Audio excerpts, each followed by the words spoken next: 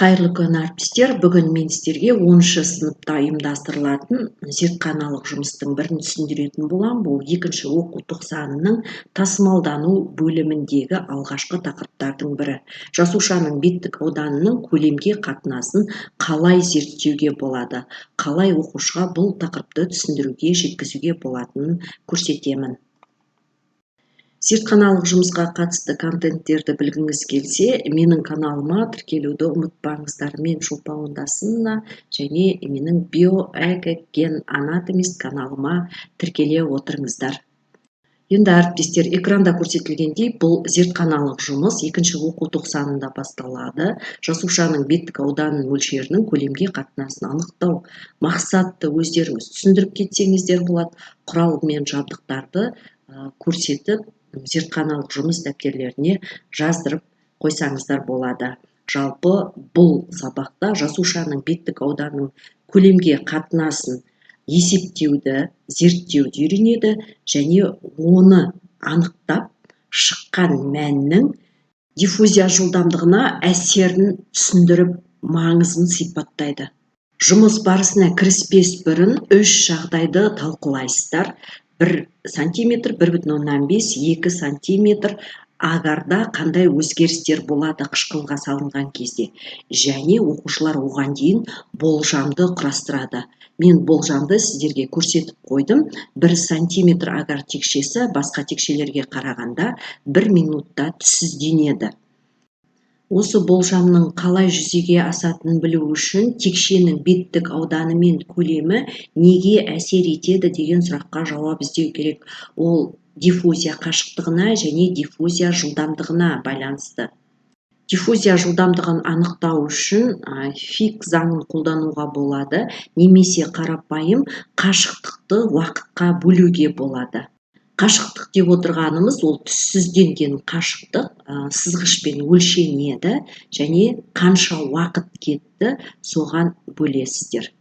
Бұл аралықта диффузияның тиімді жылдамдығын аламыз, яғни бөлшектің берілген уақыт ішінде орташа есеппен қанша қашықтыққа жүретінін көресіздер. Бірақ диффузия кезінде қашықтық уақытқа тікелей пропорционалды емес. Онда тиімді жылдамдық уақыт өте келе төмендейтін болады. Диффузияның жылдамдығына қатысты қорытындыны біз зертханалық жұмыстың соңында қорытынды ретінде қарастыратын боламыз. Бейнебаянда жұмыс барысы нақты көрсетілген. 3 стаканға 3 түрлі жағдайдағы 1 сантиметр, 1,5, 2 сантиметр кубтағы агарлар қышқылға салынып, олардың түссізденуіне кететін уақыт көрсетілген. Сол уақытты оқушылар кесте түрінде 1 сантиметрде, 1,5 сантиметрде, 2 сантиметрде қанша уақыт жұмсалғандығын көріп, өздеріне дәптерлеріне жазып алып отырса болады.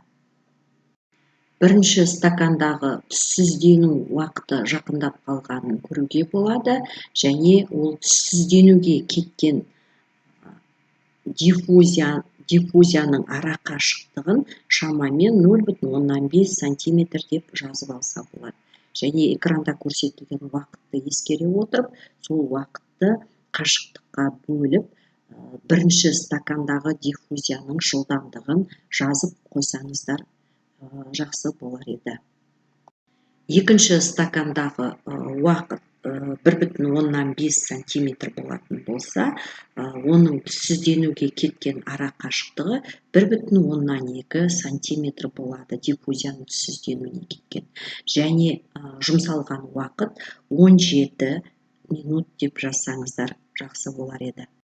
3 стакандағы 2 сантиметрлік агарға кететін уақыт 30 минут, сонымен бірге оның диффузиясының ара қашықтығы 1,8 сантиметр. Сонымен қандай қорытынды жасауға болады? Уақыт неғұрлым көп өткен сайын зат соғұрлым баяу таралады, яғни диффузия процесі баяу жүреді. Себебі бөлшектер бір бағытта қозғалудың орнына әртүрлі бағытта жүреді. Егер газ молекулалары 1 секундта 4 мм қозғалса, онда 4 секундта олар 4 мм емес, тек 2 мм қозғалады. Жылдамдық 2 есе жылдам болып көрінеді. Енді біз ағзаға қатысты экранда көрсетілген қорытындыны келтірсеңіздер болады. Егер организмнің көлемі үлкейсе, оның беттік ауданы аз өзгерсе, онда заттар жасушаға кіру үшін ұзақ уақыт жол жүреді. Диффузия баяу жүреді. 3 стаканда берілген агар бөлшектерін сіздер 3 түрлі ағза ретінде мысал түрінде келтіріп түсіндірсеңіздер болады. Егер бірінші жағдай кішкентай амеба болса, бүкіл денесімен оттек сіңіріп, көмірқышқыл газын шығара алады.